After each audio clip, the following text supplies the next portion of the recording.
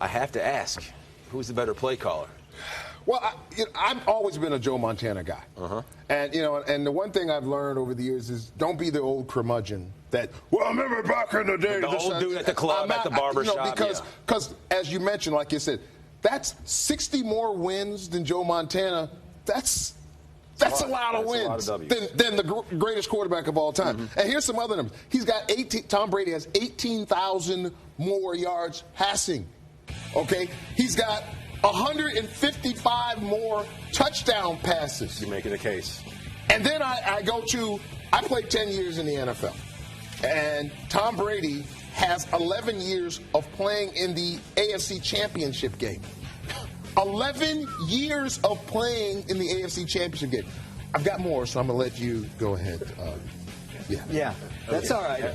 One of the things that Tom Brady's been the beneficiary of, too, is having the same coaching staff his entire career. Now, Joe Montana had Bill Walsh, who was a legend just like Bill Belichick. But then he had George Seifert, right? Sure. And then he also played in Kansas City with Marty Schottenheimer. So I want to start at the beginning with Joe Montana because along with Bill Walsh, he helped redefine the passing game. And he authored the most famous pitch and catch in pro football history. And I think that's debatable. I mean, you can give me David Tyree all day. I'll take this play right here to beat the Dallas Cowboys in the 81 NFC Championship. And if you go down the roster of the 81 49ers, this was not a strong team. This was not a strong team. One of the weakest Super Bowl winning teams of all time, in my opinion. Yet Joe Montana takes them to the Super Bowl. They win the Super Bowl. He's Super Bowl MVP. He goes on to win 4 Super Bowls. In those 4 Super Bowls, Cole, 11 touchdowns, no interceptions, and 127 passer rating. Okay. Then he sits on the bench, has an elbow injury. Steve Young takes over, goes to Kansas City, where in his first year in Kansas City, he takes that team to their first championship game appearance since the AFL. I mean, I don't think Tom Brady has that kind of catalog to his career. I don't know about that because here's the thing about 6 Super Bowl appearances, by the way, has won 4 of them. And when you think about the body of work, and that's what to me this is all about. It's about a body of work. Like I said, I'm a Joe Montana guy, but I have to recognize the greatness of Tom. We have had no quarterback to be 6-4 in the Super Bowl. We just haven't had that.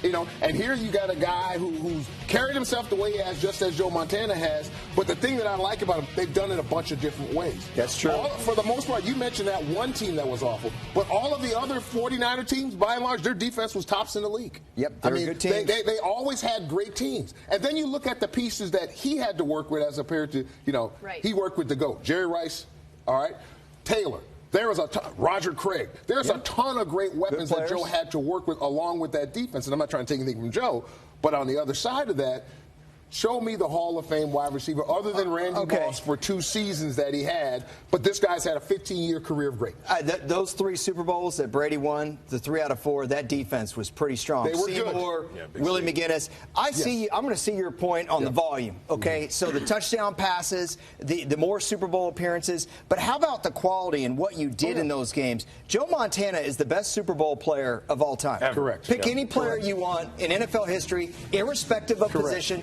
I don't care what it is. He took the 49ers down to the end of the game in Super Bowl 23. Super Bowl 24, probably the most perfect game I've ever seen from a quarterback. 55-10.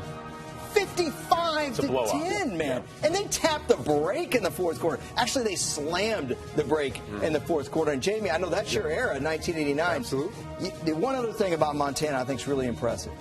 Only 4 guys have ever gone back-to-back in the MVP. Sure. Jim Brown was the first. Joe Montana was the second. That's pretty good company. But if I were going to say my top 5 players of all time, Tom Brady would be in there. It would be Jim Brown. It would be Lawrence Taylor. And I would have Joe Montana for sure, ahead of him, and Jerry Rice. And the thing about the Joe part of it, if the question was who's the greatest Super Bowl quarterback in history, then there's no conversation. It's Joe Montana. But if the question is who's the greatest quarterback in history, I think we have to be fair and look at the numbers and look at the complete body of work. And a guy that's got 155 more touchdowns, 18,000 more yards, and 60 more wins than another guy who's a great player. Big number here. Montana, 0 scandals. That's true. 0 controversies. Ooh. Wow. And 0 UGG sponsorships. If Brady were to win one more ring, obviously they have the same number of championships. I might have to change my mind. Would you maybe I might have to give the big man a high five. Yeah, okay.